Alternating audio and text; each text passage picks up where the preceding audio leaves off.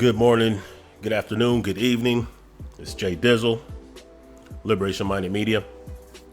So with everything going on with this Kanye and Kyrie situation, I figured I would drop some perspective on this. And hopefully, if you have any comments, any responses, you could put it in the comment section. Subscribe if you haven't already. So let's get it. So this is what you're looking at as a post that I made on Facebook a few hours ago.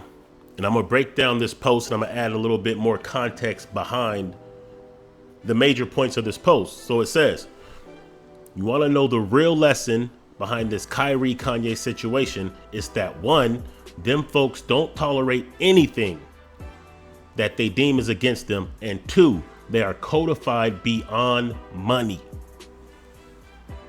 So let's look at this. Let's look at number one. They don't tolerate anything they deem against them. That doesn't mean it has to be fair. It doesn't mean it has to be factual. It just means that according to their codification, the system that they deem works for them, they're not tolerating anything that is against that. So we're not going to speak about if what Kyrie said was right or if what Kanye said was right. If you ask me, Kanye didn't say anything untrue in regards to them. But they deemed that as a threat, and he made himself business partners with them. So of course, they're going to be codified, get the point too, to the point where even if they lose money, they're going to hold accountability. So let's go back to one. Nothing is tolerated that is against them. Now we can operate the same way.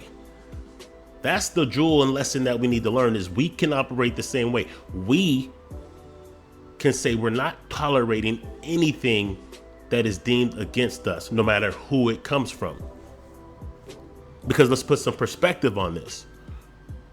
Do you think that a Jewish person can say something like the Holocaust was a choice on national TV and other Jewish people wouldn't shun them? Well, first of all, they would never get the platform to say that nationally. And those who could say it on a major platform wouldn't do it because that would go against their whole narrative. It would go against the code and the system that they are a part of and that they put in place internally for themselves to maintain, well, to gain and sustain power. So if you want to know why they have so much power, it's because they are codified. They protect themselves and each other. They don't blast each other. They don't do things that are against each other. You wouldn't see a Jewish person rocking a Nazi flag. And if you did, you wouldn't see other Jewish people making excuses like, oh, well, that was an ancient Phoenician sun symbol. So they meant it ironically. You wouldn't see none of that. But on our end, we'll make excuses for those who go against us in the name of staying on code. No, you can't be on code with people that's not on code with you, no matter who they look like. So other groups, they don't tolerate anybody going against them. They're not going to tolerate their own breaking code, number one, and they're not going to tolerate others breaking code. Even if it costs them money to do so, they're not going to tolerate it because to do so would be detrimental to their power, influence, and wealth. Therefore, they're going to shun, hold accountable anyone that goes against the grain. And because they start with themselves first, of course, it's easier to extend that to people from outside of their group. You see, if we're not even on code with what we're going to tolerate and accept or not from our own, it's hard to have that codification for other communities. I'm not saying what Ye said was incorrect in regards to them. I'm not saying the treatment he's getting is fair. I'm saying his mistake was he made business relations and partnerships with them that he depends on for his income. Then to appease another part of white supremacy, which is the Anglos, he threw us under the bus. So he put himself in a situation where the strongest base he could look for would be us, but he split that support. Because I know people personally, big Ye fans, huge Ye fans, absolutely love Ye, but the latest antics turned them off from him. He lost their support, and I don't think he picked up more support. So he split his main base. Then he threw his business partners under the bus or did things that they deemed against them, all to appease another group of people who don't like him. Because remember, he's part of us and they don't like us. So all that white lives matter, that was their rhetoric. So he tried to appease the people who don't like him and or us, disrespected his base, and then said some outlandish things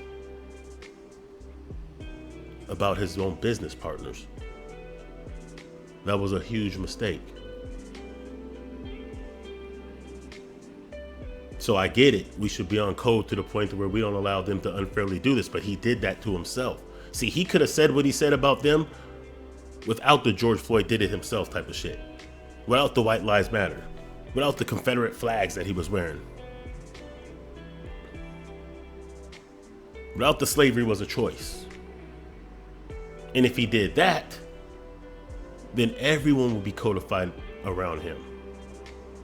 And they wouldn't be able to do what they did to Kyrie, because Kyrie's situation is just a residual from Kanye. Now it's just put everybody in a bag of anti-Semitism so they could push that. Because what Kanye said in their minds and in the perspective and narrative that has been put out there is inflammatory to say. Whether it's true or not, it's inflammatory because based on their code. And remember, they're part of the same system. So you can't just attack them and leave the rest of the system intact.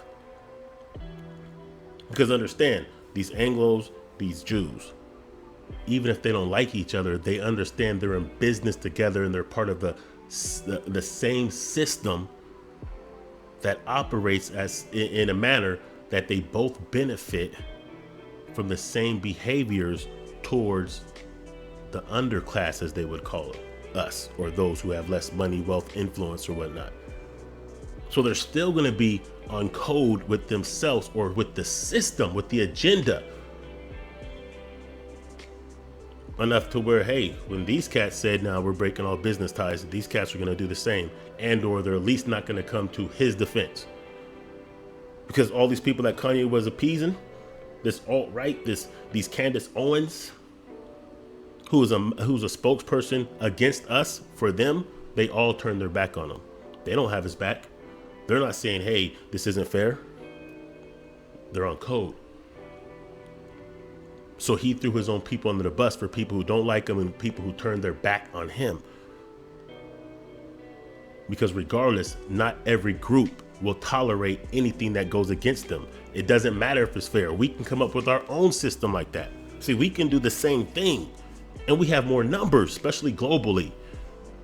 So if we say, hey, we're not tolerating nothing that goes against us, we're going to be codified against that no matter who you are. We would have to first start with ourselves, because to not do so wouldn't give us the leverage we need to go against others who will come against us. And you can liken that to the fact that every time we speak about police brutality, they say black on black crime. They say more blacks kill blacks than whoop-de-whoop. Now, even though contextually that's not really accurate, because there's a huge difference between those who are paid to keep the peace and don't get held accountable versus those dusty Negroes who do certain things, but they're held accountable. See, if black kills black, they go into jail. And they're not paid to keep the peace.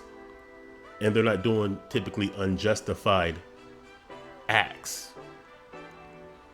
Meaning when the police pull you over and you are complying and you're not armed and you're not a threat and they still shoot you and get away with it, that's different than some beef or whatnot where the person that is guilty is being held accountable. But they still use that because the codification says that, hey, if you're not holding yourself accountable from their perspective, you can't hold us accountable.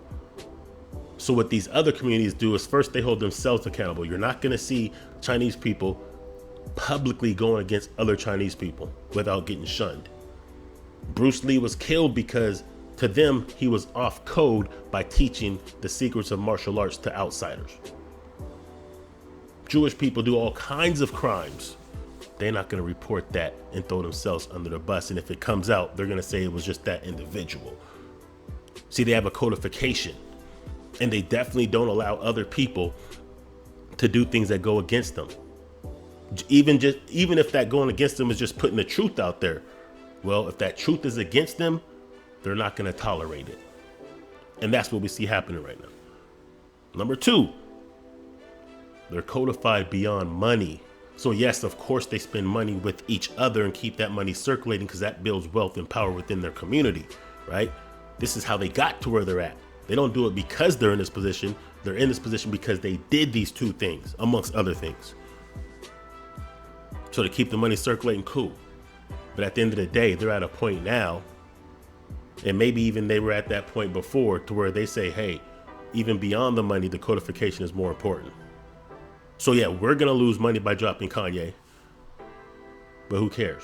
Because the point is, we're setting precedents that you cannot come against us in that way, or we'll use every power and influence that we have to break you, even if it costs us.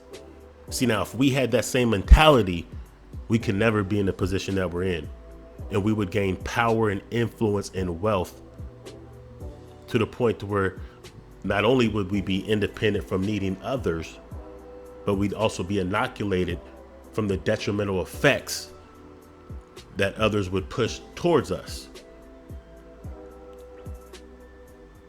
You see, Kanye couldn't be broken the way they're trying to break him. Either could Kyrie, if they had their own that didn't depend on them.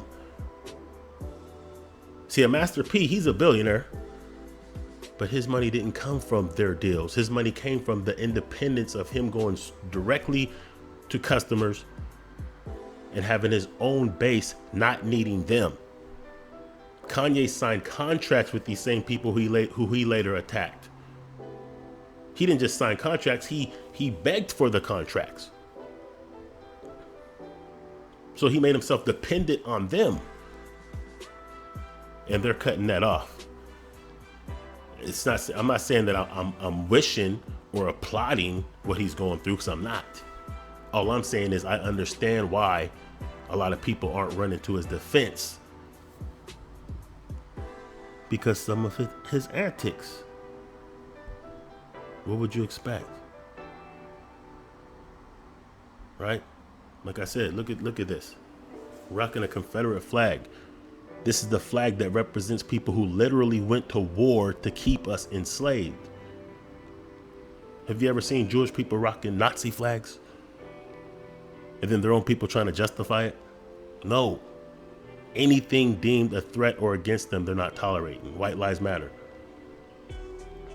This is directly from white supremacist groups to undermine the Black Lives Matter. We know the Black Lives Matter as an organization is trash and they're scammers and they're not really with us, but the sentiment of it.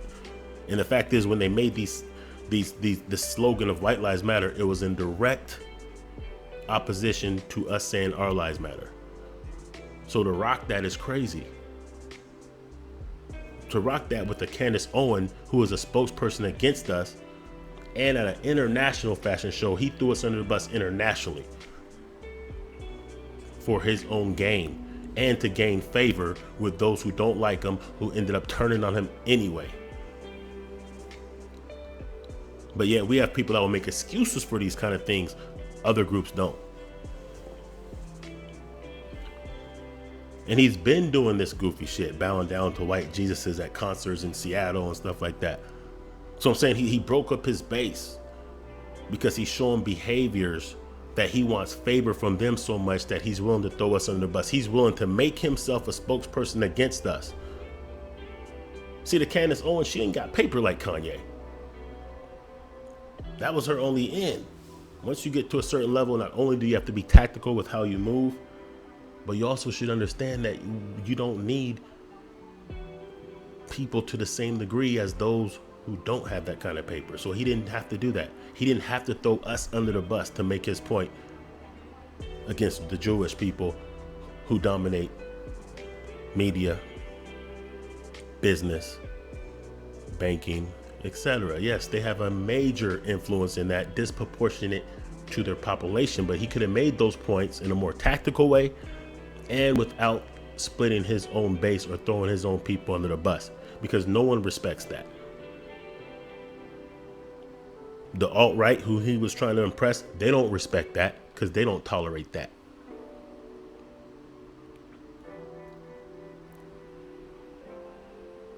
So keys to power is to be codified to the point to where you're codified beyond the money. Doesn't mean that you don't create money and generate money with yourself. It just means you don't make the money more important than protecting your culture and your community.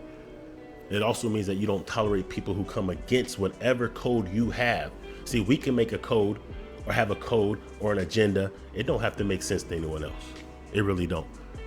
It has to be respected. It don't have to be agreed upon or liked by anyone else. It has to be respected, and that respect is not given. You have to earn that and take that.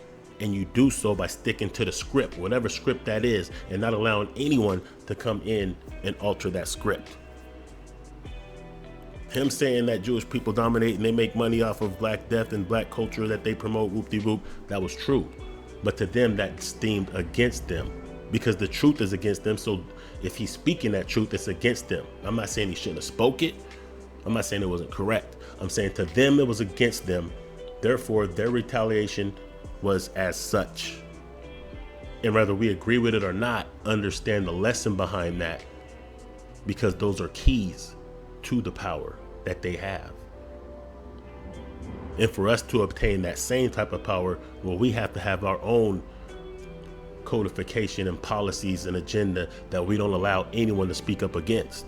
We have too many people that will speak up against us. The Charles Barkleys, the Shaquille O'Neals, the Candace Owens, the Jason Whitlocks, the Sheriff David Clarks, all the Negro spokespersons that come against us, that's controlled oppositions, and Ye signed up to be one of those, or at least he pitched himself to be one of those, and it backfired. I mean, look at this Adidas. These are shackle shoes. He signed a contract with this company instead of just creating his own. He signed a company. Now imagine Jewish people having some type of product that mocks them and what they went through in the Holocaust. They wouldn't do so. And to keep it a buck, Ye's in a situation where he didn't have to do that. But you don't have the answer, Sway. So he begged to get part of these groups that he wants to be accepted by, because he doesn't need them. He never really needed them. He could have went the Master P route, but he wanted them and he wanted their acceptance. He wanted to be part of the club. So he started doing and saying things and allowing things that went against him ultimately, but empowered them. Because no matter how many billions he was going to make from their deals, they did not sign a contract that they weren't going to make 10 times that, to where they own the Yeezy brand.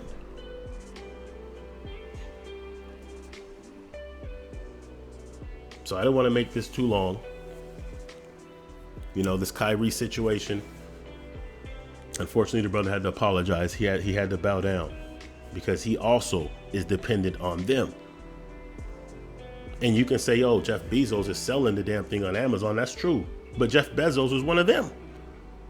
They're not going to go against him. Him putting that product out, they understand that's a money move. And he didn't say inflammatory things. He has thousands and millions of products. So they're not going to go against him in public. If they have a problem with him, they'll do it in private. But the point is, that's not what the issue is. They're codifying themselves to the point that we're saying, it's really just residual off the Kanye situation. It ain't really about that movie. It's about, hey, right now we're making a point to fry anyone, just to let them know don't go against or do anything that could even be deemed against that, or that might gain any momentum that eventually would be used against us. These are jewels. These are keys. So I understand both arguments. One argument is, hey, we got to stand behind Ye no matter what. The other argument is like, yo, he threw us under the bus. To do so would be detrimental in the future, because the next time he feels like throwing us under the bus, he'll do so, if he thinks it's going to gain him favor with our opposition. And that's the thing. This was not a genius calculated move. This was a spazzing out. And to support him is almost egging him on to continue to spiral in the wrong direction. So the real codification is saying, hey, Yeezy, we love your music. What you said was foul. Make that right. We can't rock with you. We can't rock with anyone who's like that. We can't rock with anything or tolerate anything that's deemed against this code that we have built, this agenda that we have, these goals that we're trying to obtain. Because one thing is, for me, the litmus test is reparations. What's your stance on reparations? And his stance on reparations can't be pro-reparations if he also has said slavery was a choice. Not is a choice, was a choice. Sounds like a choice to me. So if it's a choice, you can't be pro-reparations. And that's the litmus test for me right now, because that's the codification that our people are coming together under. It's that. And then look at this right here. He knows what it feels like to have a knee on the back. More undermining of George Floyd's death. See, these are the kind of things, this George Floyd situation, remember, codified us in 2020.